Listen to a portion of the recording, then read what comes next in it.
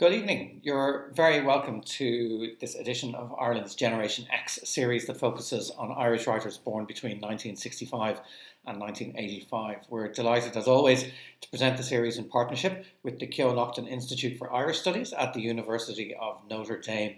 My name is Simon O'Connor. I'm the director here at MOLLI, the Museum of Literature Ireland, located on Dublin St Stephen's Green, and I'm delighted to let you know that we will be back open on Friday the 14th of May. We're thrilled to be reopening with a brand new exhibition about picture book author Chris Houghton, and we can't wait to see you in our exhibitions and gardens again. And all of us here at the museum are, of course, looking forward to having lovely coffees from the Commons Cafe, who will also reopen for takeaway on the same day.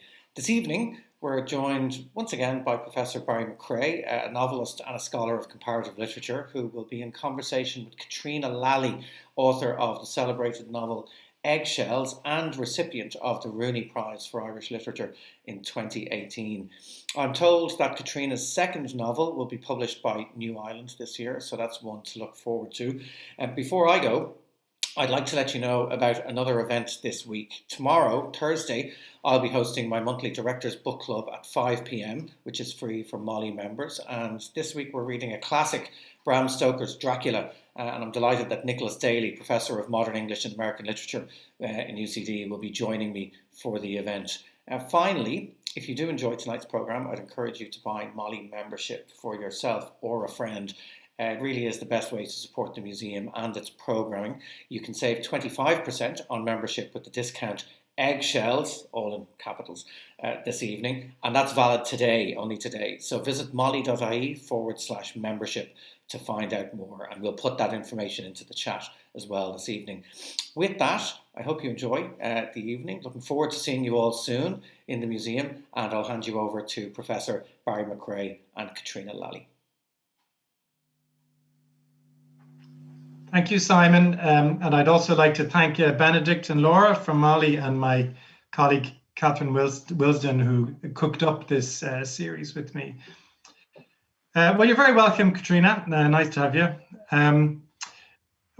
We were wondering before, when we were putting together the list of writers, if you would qualify, because you are on the very young end of our Gen X. But I think from rereading Eggshells today, I think your cultural references do give you at least an understanding of the Irish Gen X experience. So maybe you could just tell us a bit about where you're from and where you grew up, your childhood, first of all, and then we'll move forward to how you became a writer. Sure. Okay. Lovely to be here, Barry. Thanks for having me. Yeah, I just scraped in the Generation X. I think there's different criteria, isn't there? Like I was born in 79, but I think that's sometimes is the cutoff, and then it goes to the 80s, other definitions of it.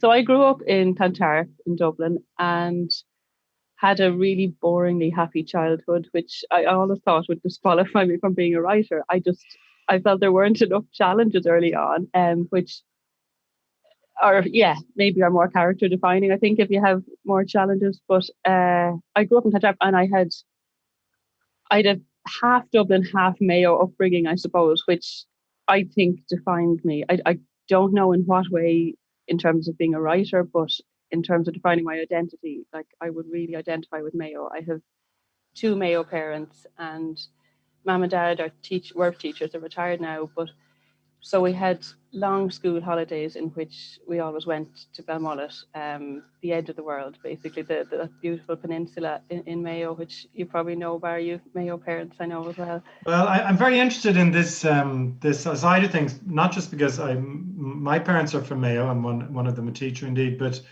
because I think it's a common experience that isn't that documented in a way. The experience of growing up in Dublin with what used to be called culty parents and having a kind of divided identity that way. So I'm curious, because your book is so rooted in not just Dublin, but in mostly in North Dublin. What was your sense of Dublin, or your relationship to it when you were growing up? In what ways were you a Dubliner or were you not? Or what did Dublin seem like? Yeah, well, Dublin, so we had, Clontarf is a suburb, obviously. It's a lovely, middle class suburb, but I suppose I grew up feeling very connected to the city as well. Like we grew up, it's about 4 miles from the city centre. And I know from some of my friends' childhoods, if they grew up in the suburbs, they kind of stuck within that suburb and, you know, shopped in local shopping centres or hung out at local places or drank in local pubs.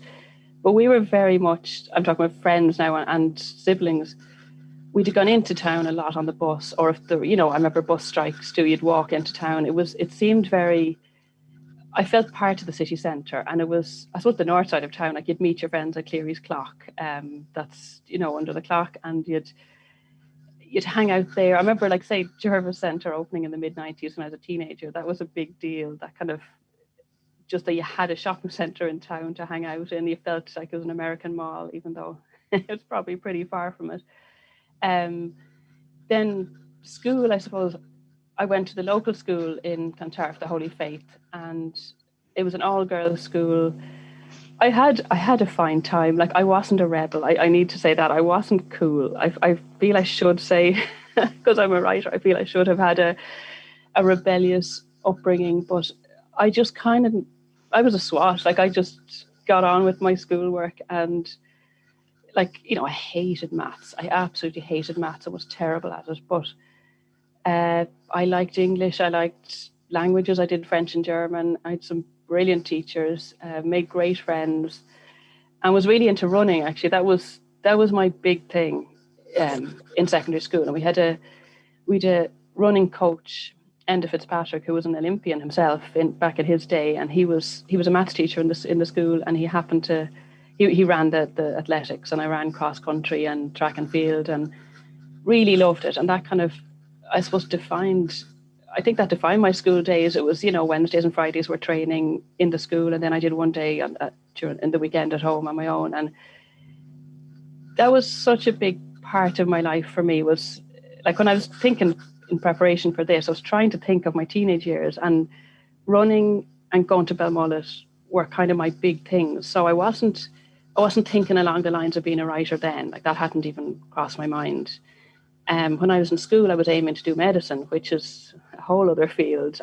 So that's probably why I was a SWAT. I was aiming to get the points to do medicine, and had that down on my CAO form, and then lost confidence at the night before the CAO form was due in. You had the change of mind option. I'm not sure if that's there now, and changed my mind. I put down clinical speech therapy as my first option. So kind of, I had this freak attack and just thought, there's no way I can have the confidence to be a doctor, to be in charge of people's lives.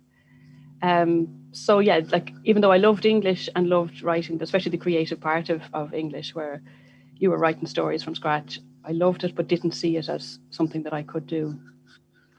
And what about Belmullet, do you think, when you think now as a writer, when you think back on what formative experiences you had that I suppose gave you a deepened sense of the world, were the summers in Belmullet important? I mean, the countryside is almost absent in Eggshells, but there's something in the atmosphere of your prose that makes me wonder if something got into your head then in these lovely summers in the countryside beside the sea.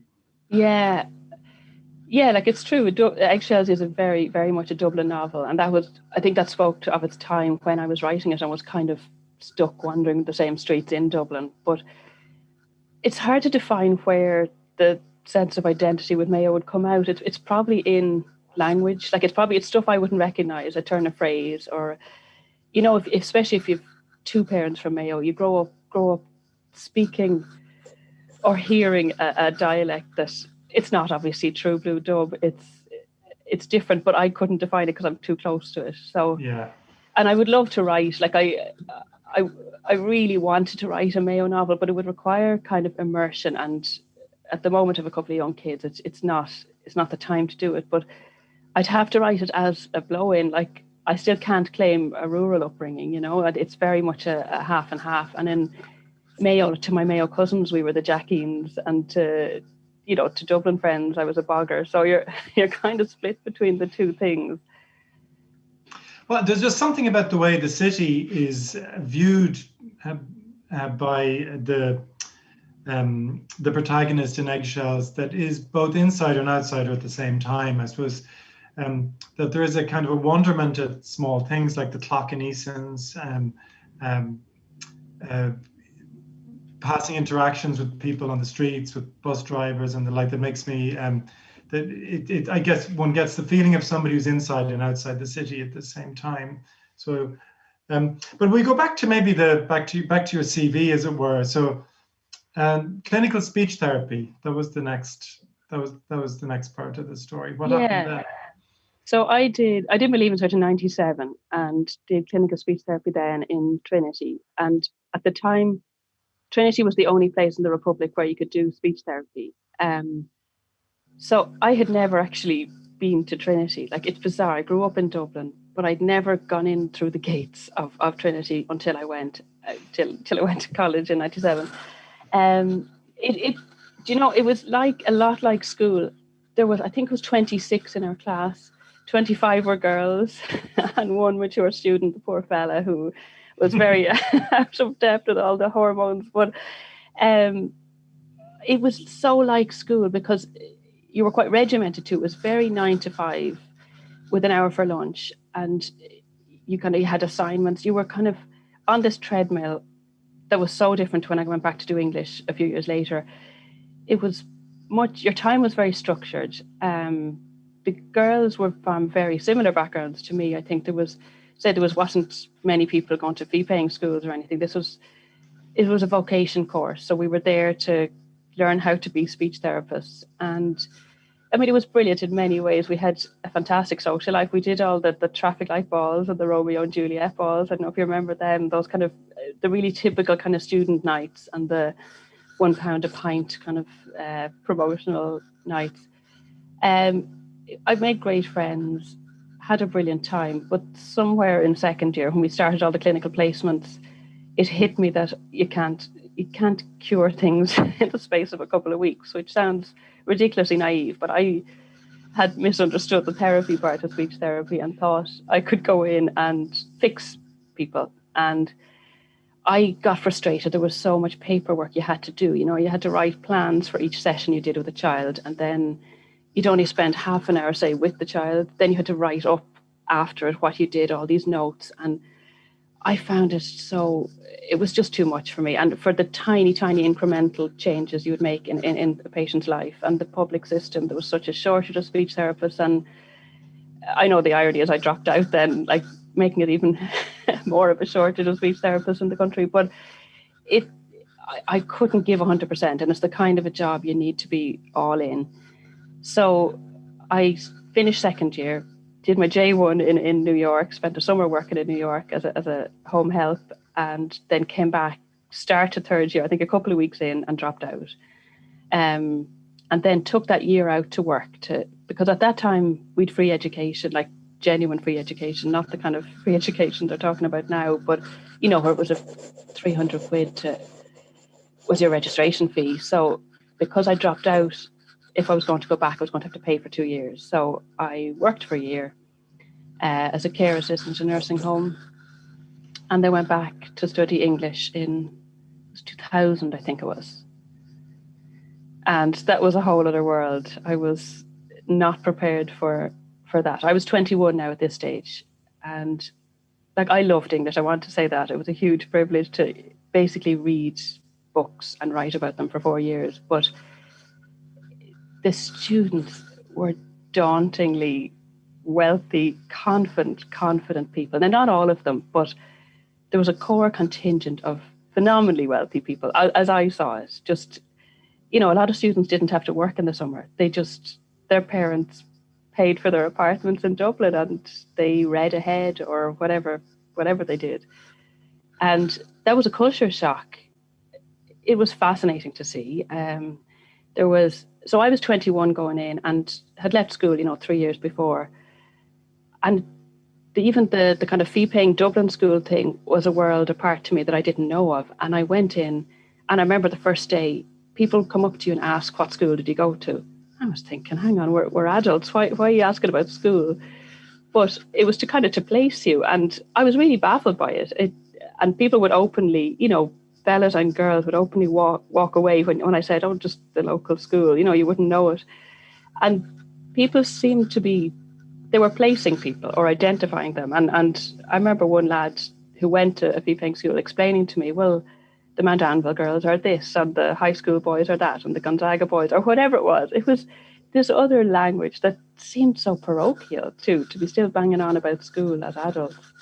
And then there were the British really posh students, which I know Paul Murray has talked about, which that was another level of, well, you know, Eton and these schools I had actually heard of. They were so so culturally important in Britain. So then, after you finished the degree in English, you went off globetrotting, is that? Yeah. So I finished English and was always wanted to go traveling after. Went to Japan, taught English there for a year, and then traveled around Asia for almost another year. Came back to Dublin in 2006. The height of the Celtic Tiger. Height of it, yeah. Yeah. And that was, yeah, again, another land. I hadn't noticed the Celtic Tiger when I was in college because, you know, you don't have money then. But I remember coming back and friends now were working and just had that bit more cash and thinking, wow, like, well, Irish people seem to move so fast. That really stuck with me. Just, I suppose, coming dossed around Asia for a year at this very slow pace. Irish people were fast moving. There was fast talking. They were clutching coffee cups. That had happened in my absence. That's my memory too, Caitriona. Yeah, because in those years I was living in a small American college town, and when I came back, that was my feeling too. People racing around and coffee cups everywhere. Yeah. And until then, like, coffee for me was something you sat down and met someone for, and you had a treat of a coffee. And now people were racing to work holding these takeaway coffee cups. So it becomes normal very quickly. But. And what were you thinking in your own mind then about what you wanted to do with yourself when you came back? I hadn't a clue. I hadn't thought this through at all. I was just coming back. I went back to live at home with my family, which was great. I wasn't paying rent or anything, which was so you could kind of take your time then. And it seems so old fashioned now, but I remember the Irish Independent, the actual paper copy had jobs, and I happened across a job for abstract writer in this publishing company, H.W. Wilson, and applied for that, did a writing test and got the job. And I worked there for the next 4.5 years. So that was reading magazine articles and writing summaries of them. And it was heaven. Like, it was, it was like being back in English as well. You were reading things like Aviation Week of Space Technology, or Business Week, or Oprah magazine, or, New Yorker Review of Books, this massive range of magazines. So it was good training for reading quickly and writing quickly, because we had to do 23 abstracts a day. And then a couple of years later, when the recession hit, they started layoffs. They laid off most of our department, and the ones left had to then double our output literally overnight to 46 abstracts a day, which was you 10 minutes to read an article and write a summary of it. So great training, but yeah. Well, I was going to say your sentences are very short and very clear. So I wonder if that could be it. Yeah. And then becoming a writer was literally an accident. You were telling me. Yeah, actually. So while I was working as an abstract writer, I was running all the time, and I had kind of up to running marathons and was really enjoying the marathon running, but wanted a new challenge and started training for an ultra marathon. There's a Comrade ultra marathon in South Africa. It's 56 miles, and that was my goal.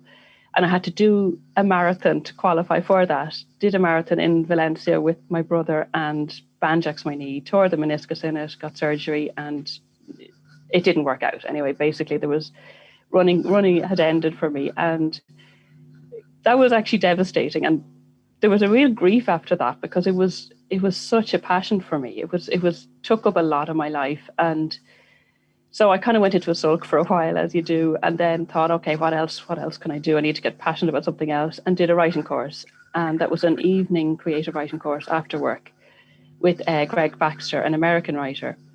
And that was brilliant for me. It forced me to just take criticism, to submit a short story. I'd never written a short story before, to actually write something, submit it for feedback, not be precious about the criticism. It was a brilliant course. It was over a year with 3 kind of 10-week stints, and I learned a lot from that. So that got me into the thoughts of writing. Again, I hadn't thought about, I didn't think myself I could publish, if that makes sense. I thought I'll do this thing as another hobby for me. And then 2011, my company shut down, got laid off. And this is obviously a recession. There's not many jobs available. And I had just finished my writing course, and I thought, okay, I'll try and submit short stories, try and submit essays to journals or competitions, try and do that, and was having no luck. Was job hunting with no joy either, and thought, feck it, I need something to delay rejection. Inevitable, I felt, rejection. I thought, I'll write a novel. And just started wandering around the streets of Dublin back in 2011, 2012, and kind of noting things in notebook, conversations with bus drivers or graffiti I noticed. And I think at the start I thought this was going to be an essay. I wanted to talk about something to do with Dublin, like street signs with letters missing, things I was observing, and then I couldn't find an angle, and I felt the facts weren't interesting enough. So I started trying to imagine, why are the letters missing in the street signs? And just, the voice of Vivian then came from that, this kind of misfit, not belonging, just wandering around on her own. She's a protagonist unlike any other, and so she's a very, not just that she's very unusual, but she's a very particular flavor of unusual that the reader feels very viscerally, because we're plunged right into her worldview. And in fact, we have to really work hard to try and construct what the real world is outside, what's really going on, because we're so inside. I'm very curious to know where she came from. And I was, as you were talking earlier, I was thinking of a few things. One was that your whatever led you to study speech and language therapy made me think that you have an interest in people whose relationship to language and social interactions, or kind of the social world in general, is unusual in some way, or considered to be partial or different. I wonder, was that part of it? Or your own experience, that you mentioned this to me before when we chatted off air, about of being unemployed and negative equity and all that. So anything you can think of about where this extraordinary character came from? Yeah, well, I hadn't thought at all about the speech therapy angle. I suppose I went into speech therapy thinking it was kind of partially medical, which I love. Like I love hospitals. I have a weird graw for hospitals. I don't know where that comes from. And linguistics as well, like, would interest me, the building blocks of language or dialect. So yeah, maybe an obsession with language would feed into Vivian. Yeah, definitely the not belonging in a recession, or feeling kind of, feeling isolated, because even though it was a recession, like, the vast majority of my friends had kept their jobs and were going, to work at 8 o'clock in the morning and doing their thing. And I just remember the first morning after being laid off, waking up and going, oh God, what next? Like, and at this point, we had bought a house again, 2007, a month off the peak housing prices. And then everything had crashed, negative equity, and you've no job. And just this sense of, oh God, and really feeling I didn't fit in, or, especially the people I worked with in Wilson's, I really got on with. They were great friends. And then suddenly to not have this structured environment, and like that would come later, even on maternity leaves, having had kids, that this kind of, wow, you have to build yourself up again and make yourself part of something. I think that was where the not belonging came from. And I took that to extreme. Like, I wasn't feeling exactly what Vivian was feeling, obviously, but I kind of went with that, trying to see the world differently. And then I was looking at Dublin a little bit negatively too at the time, and I wanted to make it a bit more magical for myself.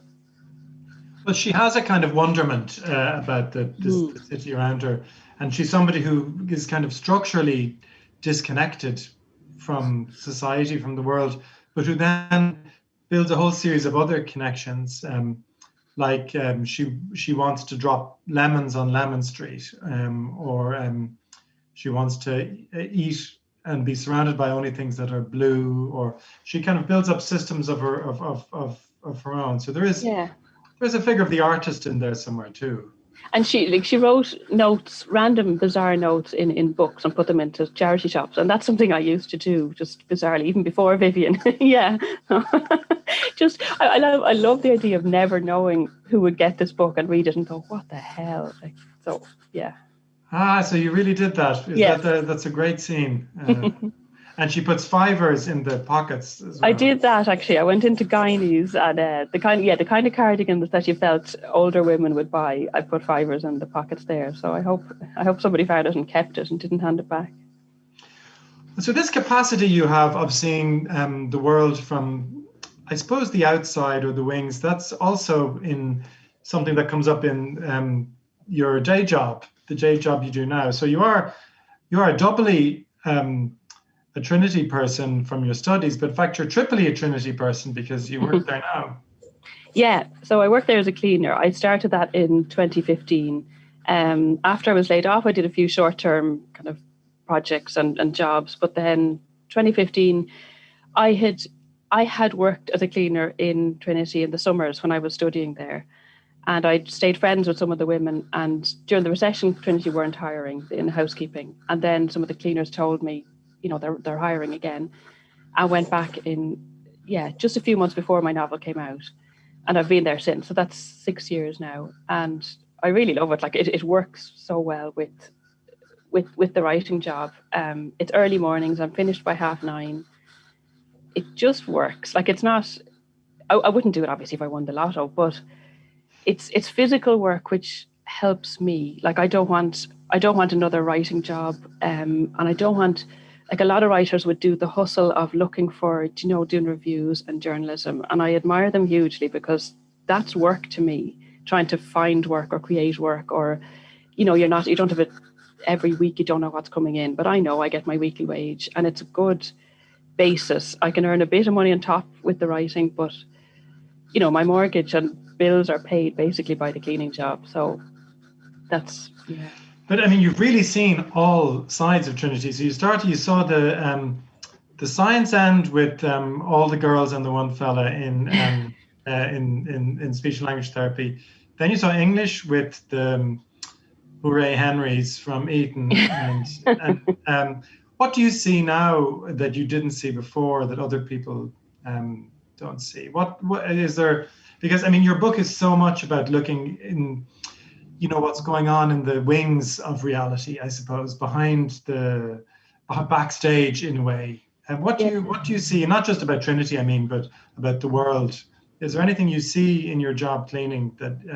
Well, I suppose literally, like you would see things that aren't open, in the normal hours when students are there. So, say if you're cleaning, the long room where the Book of Kells is, the library and the Book of Kells. Like those doors aren't open. So if you go there, you're going into the arts block.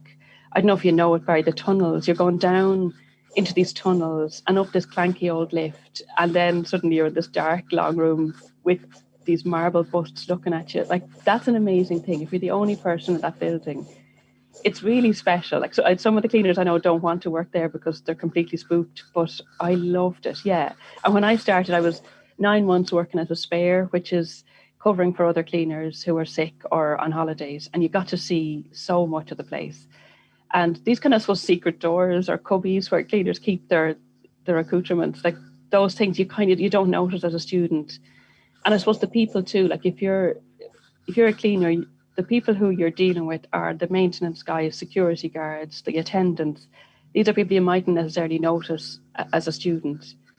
I suppose too, what I find very interesting is seeing a double side to people. That some people who are in Trinity might come across as very liberal, I suppose, and tolerant, and in theory they probably are, but they mightn't always be nice to the actual cleaner. That has been interesting, and there's a real kind of, I suppose, a whisper network among the cleaners. There's a real kind of camaraderie where if you're starting in a new place, the other cleaners will tell you, this guy's an awful idiot, or be careful of her, or whatever it is. And sometimes you might look at the name on a professor's door and you think, wow, I've heard of them, but they're not the nicest to the cleaner. Now, I will add a disclaimer though. Most are lovely. I'm sure they are, and I won't ask you any names. But is it a surprise who behaves in a decent way to the cleaning staff and who doesn't? Sometimes it is. I will say most are lovely. And what I love about coming in early, if you've lecturers coming in early themselves, you build up a great relationship with them, and you get to know about each other's families. It's a proper colleague kind of arrangement. And the students too, like like with everything, there's good and bad students. There's students who come in very early in the morning because I think of high Dublin rents, that they are commuting from, Mullingar and Tullamore. They're coming in on early commuter buses and they're sitting around and they're doing their kind of whatever assignments before they go into class. That's a tough gig. Like, yes, yeah. Back when we were in college, rent was actually affordable. And so you see good and bad. Like I do remember one incident when I was heavily pregnant with my second child and I was cleaning a lecture room, and not all students are lovely, like everyone, but the lecture theatre has steps, and I was kind of cleaning desks coming down and toppled down a couple of steps, and I was fine. But I got up and kind of looked over to the two lads who were talking, assuming they'd, maybe ask how I was, and they kind of looked at me, and the look they gave me was, oh, the health is intruding on our conversation. Like, they just kind of stared at me. And I remember saying kind of sarcastically, "Don't worry, lads, I'm all right." And they just stared at me and went back to their conversation. It was utterly bizarre. Now, that's not representative, but it just, wow. Like, but that fascinates me. It didn't actually upset me. It fascinates me how the machinations in your head you have to do to treat another human like they're just something beneath you. I find fascinating. But you're great to laugh at it. I think not I mightn't have been laughing at the time, yeah. But I see that in Eggshells as well. That we are watching the different way in which people respond to Vivienne in the world, and there are two types of people. People who are able to make the imaginative leap into somebody who's not in their world, or who's an inconvenience to them, and those who aren't, I suppose. But it is a book that people really respond to. I mean, it's hard not to respond to it. It just goes so deeply into your head when you read it. But you also had, especially when you won not just the Rooney Prize, but what's the other name of the other prize? The Lannan Fellowship. That's right, the Lannan Fellowship. You also had response from cleaners who were happy about your success. Do you want to tell us? Yeah. So, firstly, when I won the Rooney, it was amazing to be able to tell the cleaners I worked with and to invite them to there was a night in the Provost House in Trinity, which I had cleaned before, and some of the women who clean his house were there as well. And that was lovely to have, they came and were waited on and got served food and drink when they were usually cleaning it. There was amazing support from my colleagues. And I remember one woman just saying, "One of us won a prize." And she was really, I felt like, wow, I'm kind of accepted into this group. It was amazing. The Lannan was, I think, I felt a bit uncomfortable in some ways when I won the Rooney, actually, it went further afield, like the media publicity, because I'm a cleaner. And I felt I had to explain that I was very lucky, that I had opportunities. I'd gotten to go to college, that this was a choice, that I was making the job as part of my life. And the Washington Post took it up and ran with it. And some people got the impression that I was a single parent and working as a cleaner. And that's not true. I have an amazing partner who is, more than does his fair share. And I was getting messages, emails from cleaners in Mexico who were also single mothers, who thought I was also a single mother. And I felt bad. I felt like I had to, I thanked them when I emailed back and thanked them for their good wishes. But I felt like these women had so few opportunities compared to what I had. And, it just felt a bit, I don't know, I felt misrepresented, or I had gotten the wrong end of the stick out there. I mean, you're very, scrupulous to think about that, but it is, I'm sure it's a real gift that you gave them as well to see, because the truth is you are doing the cleaning. You had all these opportunities and things, but you are mopping and scrubbing like they are in the mornings, and then. So actually, how does that work? So you what time do you hang up your rubber gloves? And at 9:30. 9:30, and then you go home and open. So pre-COVID, I would have gone to the National Library to write, or gone to a cafe to write. But then it's home. At the moment, the Lannan Fellowship, there was money from that, and that allowed me to take some unpaid leave. So I'm on unpaid leave at the moment, which is amazing. And I'm just to try and get this final edit of the second novel done. But 9:30 I finish, which is great. Like I'm watching people going to work, and I'm finished my day. Like the getting up early is hard. Like I'm not a morning person naturally, so it's a fight every morning, but it's worth it. So then your writing hours are between kind of 9:30 and lunchtime. Now I've my two kids are in creche, and that buys me writing time too, which is great. So then I pick them up in the early evening, and then it's mammy time until bedtime. I mean, that's a very full day. That's a varied one.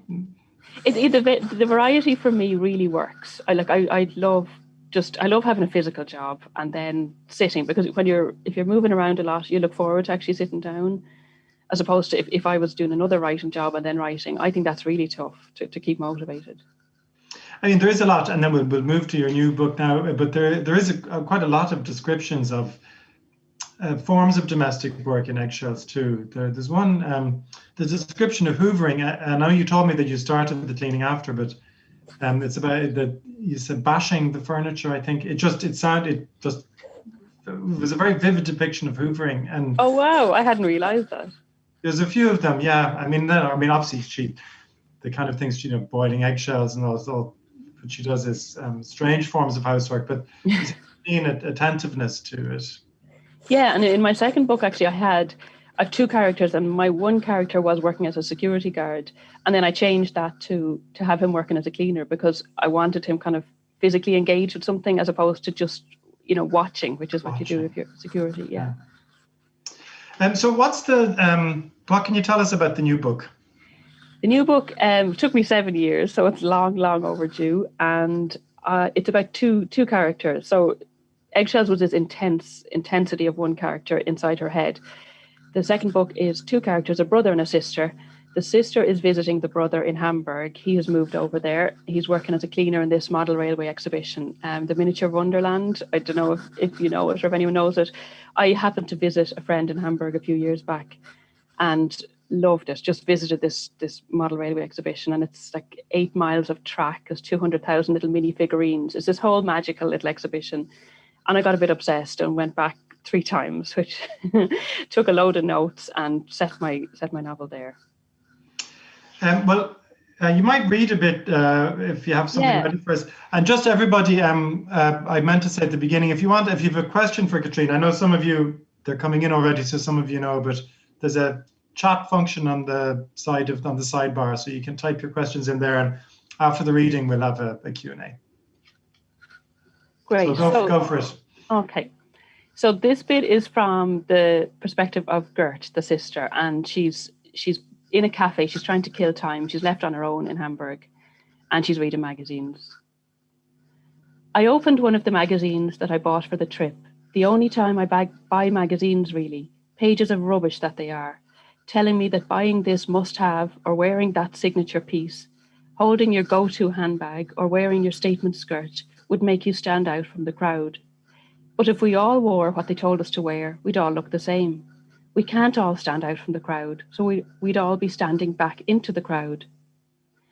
I skipped the pages to the comparisons between expensive designer versions of clothes to cheaper versions for ordinary women. Problem is, on my wage, even the cheaper versions are out of my budget. Their skinted is my minted, and I don't know where that leaves me. I once calculated the average cost of the 9 skirts the style pages of a Saturday newspaper supplement showed, €327. That's what the style writers thought the average woman could spend on a skirt. And the galling thing was, this wasn't even one of the fancier magazines. I flicked to an interview with a female celebrity who was all bubbles and froth, a one-woman hen party, the kind of person I avoid in real life, but in print her punctuation was cheering.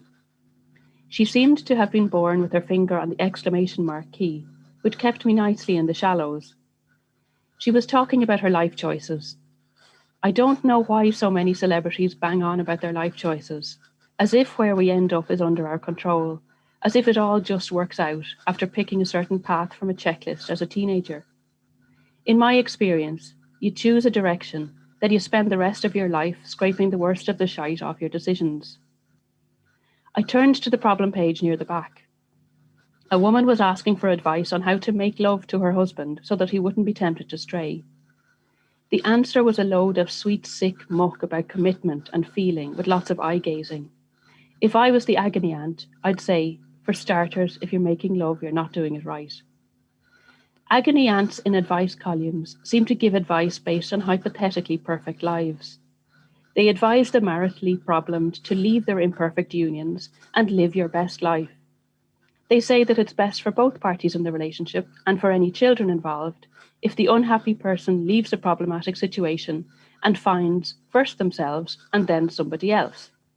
What utter guff. How many marriages would survive this advice? What about the reality that all relationships go through tough times and maybe sticking at it might be worth it?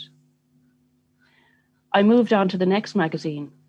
There were endless style tips to take you from desk to dinner or from office to bar. What guff. It sticks in my gullet, this assumption that every woman works in an office. Where are the outfits to take you from nursing home to local pub, from dole queue to house party, from bar to busman's holiday? I feel unspoken to in these magazines, and the annual Christmas party dress feature disowns me. It assumes I have glamorous places to go to socialise with similarly sequined and velveted women. I turned to an interview with a celebrity about how she spends her weekends. How is it that in all these day in a life columns, the interviewees seem to spend their Saturday and Sunday mornings practicing yoga or Tai Chi before strolling around a farmer's market and then having a leisurely lunch and strolling around an art gallery? How much fucking strolling can you do in one day? Why aren't they tearing around Tesco or racing to get their kids to football matches on time? How is it that these celebrities are so busy having leisurely lunches with friends on restaurant terraces, they don't end up horsing Big Macs and McDonald's, hoping they won't be spotted coming out under the golden arches by the hipster vegan mom squad? And as for their evenings, it seems every celebrity loves nothing better than to cook a simple meal, prepared from their farmer's market hall, of course, locally sourced, ethically produced, fair trade, low plastic, zero carbon emission, and share it with friends.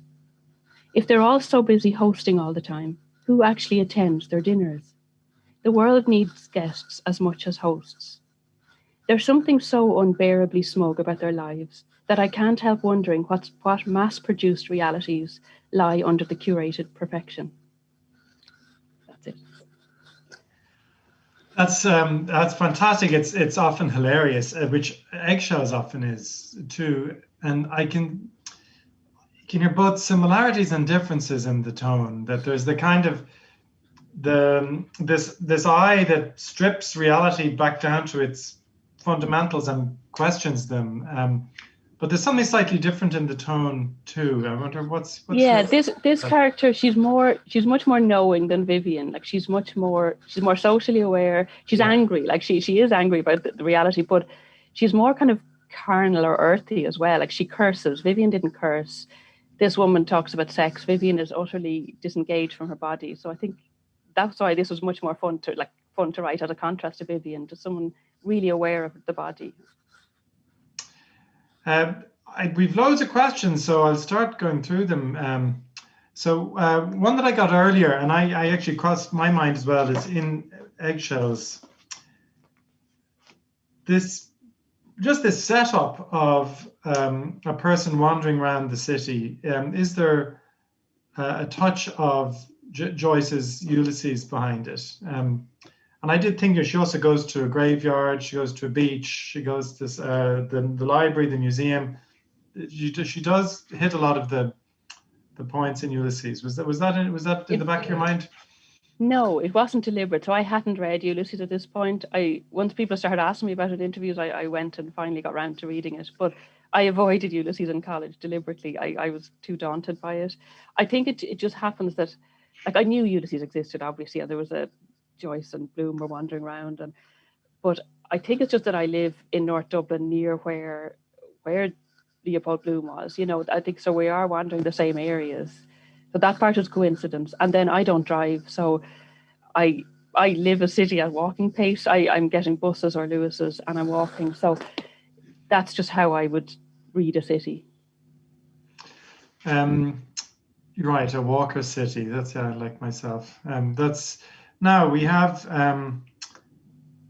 Where's it gone? Oh yeah, so Catherine Wilsden, my colleague, asks, and I was interested in this too. Can you talk about your inspiration for the magical elements of Eggshells, e.g., the thresholds between worlds?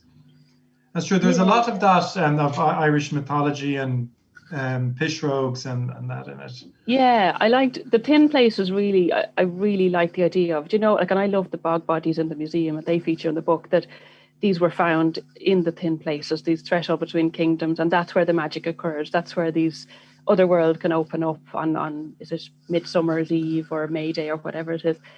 I love that idea of the magic within the reality, and it's not like I believe in all this stuff, but I kind of wanted to transplant that. It was mostly rural, these ideas of thin places and all the pishrogues and the fairy tales and the folk tales. I want to transplant that onto Dublin as it is. Like the swans and the canal she thinks are the children of Ler, but the children of Ler are much more rural. I just like that, trying to contrast this kind of gritty reality of where she does live and have this magical element. It was the idea of the contrast fascinated me, and I wanted myself to see Dublin in a more positive way. I wanted to walk around, and instead of seeing a place that was not giving me a job, I wanted to see this kind of magical place and look at, this door could lead somewhere, and to try and think about things in a different way.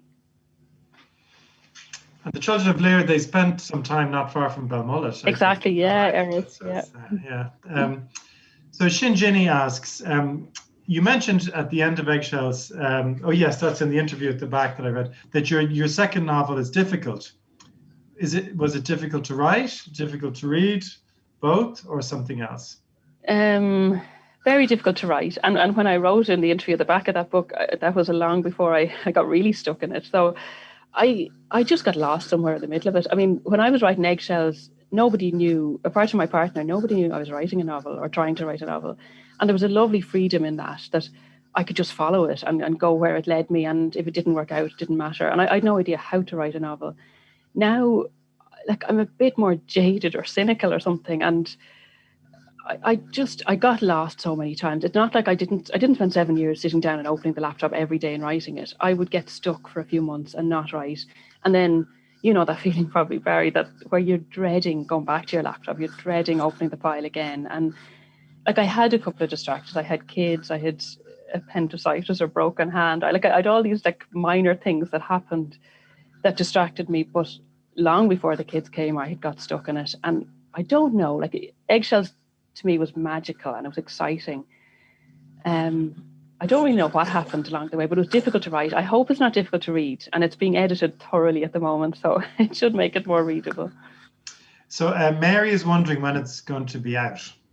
In August with New Ireland, yeah. Margaret Keller says, it's a comment.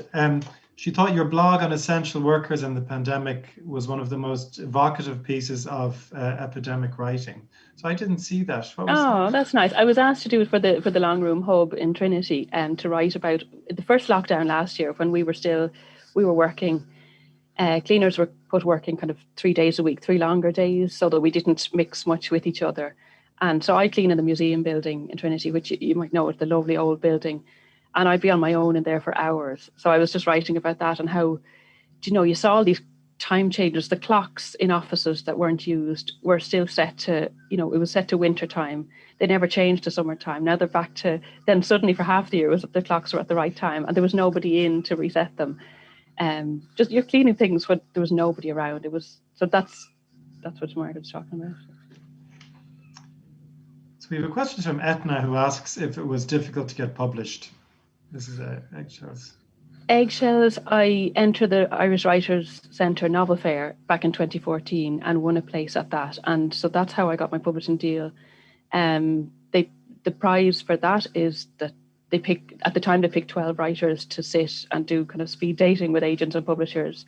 And I got an agent out of a publisher directly from that. So I was lucky. That made it a lot quicker than submitting yourself and waiting for publishers to get back to you. So I would really recommend the Irish Writers Centre Novel Fair. It's a brilliant opportunity. And a question from Enda. I think Eggshells is so visual, it would make a fantastic film. Is there a screenplay? It's true that color is so important in the book. I see what he means. Okay. Yeah, we got funding from Screen Ireland to work on a screenplay, so I'm doing that at the moment too. Which is, it's fascinating. It's a whole other experience, and I'm glad Enda said that was visual, because I don't see myself as a visual person. So I'm struggling a little bit with writing the screenplay and thinking cinematically, because I don't have that knowledge or expertise of cinema, and I'm desperately trying to kind of play catch up and watch a lot of films to see how it's done. So yeah, it's a steep learning curve at the moment, but it's very exciting. So I meant to say too, it doesn't mean this is going to be made. We're still at very early developmental stages. So how do you go about working on that? I mean, are you physically writing the screenplay now? Yeah, working with producers. There's an Irish and American, two producers are working with me. And then when last lockdown actually was tough, because I was working as a cleaner. The kids were home from creche. So I was trying to mind them during the days and then write this screenplay at night. We had to submit the first act of a screenplay to Screen Ireland last April, at the end of April. And then I was chosen, which was very lucky, got funding for that, and working with a screen editor with Screen Ireland. So she's kind of giving me feedback, because I haven't a clue what I'm doing. So we haven't even got to dialogue stage yet. We're still on the outline. Like, these things take so much time, and it's collaborative, which is a whole new thing for me to be. I'm used to sitting in a room on my own, doing whatever comes into my head, and now it's working over and back with people, which is really interesting, and all through Zoom. That's very exciting. I'm delighted to hear that's happening, because I agree. There's something about the way not just colors but actually sounds as well work in it, that you could really recreate her world in a way that would be immersive for the viewer. Okay, brilliant. And I have to peel back her bonkersness a bit. She's a little bit too out there for for film, I think. So we have to work on tempering her reactions a bit. So Gary is throwing a kind of a curved ball at you here. If you could host a dinner with 3 or 4 of your favorite writers, living or dead, who would they be and why? Any favorite writer that you wouldn't invite? Oh, yeah, I like Joyce a lot, but I wouldn't invite him. There's an arrogance to that man that I can't hold with. Let's see, who would I invite? Oh, this is always a tough question, isn't it? It's like, what are you reading now when you're trying to remember? Someone like Dorothy Parker would be amazing, because she's so cutting. It's that kind of witty, you want witty asides. Oscar Wilde, for that same reason, they could banter amongst themselves. Then somebody to get really drunk would be fun to who's the drinkers, Barry? Name. Well, some of the ones you've already mentioned. Yeah, that's true. Austin would be a good one, actually, wouldn't she? She's an observer of character. That's who you'd want. Let's see, Toni Morrison. I really love her work, but I don't know much about her as a person, so who knows what she'd be like. But we'd throw her into the mix. Yeah, because you would be afraid of being disappointed by the ones you like so much. Although I have a feeling Toni Morrison would have been good company. So there's one more question, which is asking you if the new book explores similar themes to Eggshells. In what ways do you think of it as a completely new second album with a different perspective? And in what ways is there continuity, do you think? I suppose the continuity is in the city again. So it's Hamburg, but there's still a lot of walking around a city and getting to know it that way. I think there's similarities in outsider characters as well. Like, both the bit I read there from Gert, she's the kind of more accepted in society character, but she still feels not part of it to some extent, and is trying to call out bullshit, basically.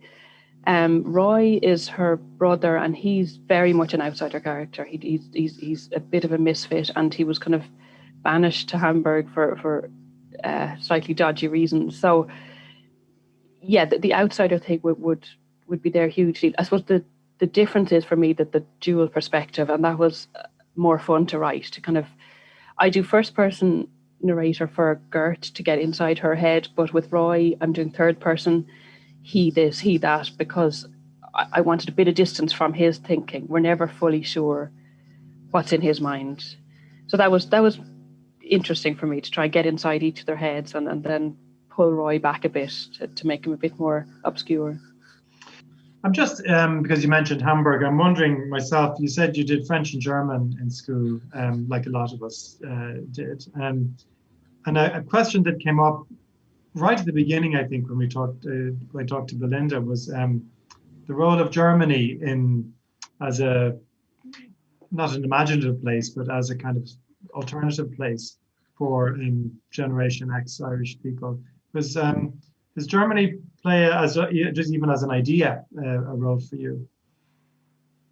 No, I have to say no to that. I think for me the Germany link was, well, I have a few friends who live in Frankfurt or Hamburg or Berlin, but it was the language that really appealed to me. So like I wasn't amazing at German. I found German the grammar structure quite difficult, but I love those compound nouns, the building blocks where you're piecing together all these nouns, that they fascinated me. And I wanted, so my male character kind of tinkers with them a bit in his head. And then he's obsessed with the idea that if he speaks this right language, that he'll fit into some country, that's, and that if he gets the right collection of nouns together and keeps coming up with new ones. So that was the appeal for Germany for me. It wasn't, I think I was looking more to, like I was looking to Asia a lot. I was looking to Japan imaginatively, or like I'd said, I did the J1 in New York. New York for me was a big thing. Like a lot of Irish people, I have a lot of relatives who went to America and had that experience. Europe, not so much for me. I have traveled there, but it hasn't the same imaginative influence, I suppose.